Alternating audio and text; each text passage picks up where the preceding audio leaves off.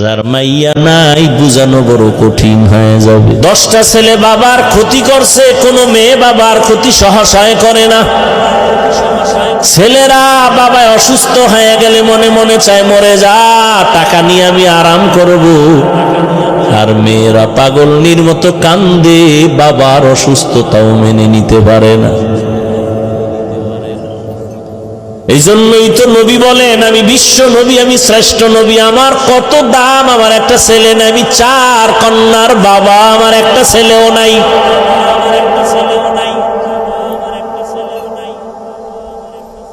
মক্কার মুশরিকরা বলছিল মুহাম্মদ মইরা গেলে ওর বংশ রক্ষা করার কেউ নাই, ছেলেও নাই। অথচ দুনিয়াতে বর্তমানে নবীর বংশ রক্ষার জন্য উম্মতের অভাব নাই,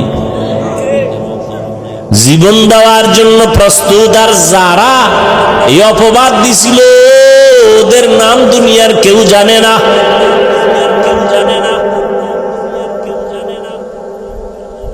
এরে আল্লাহর গোলাম, ও পর্দার আড়ালের আম্মা জানেরা,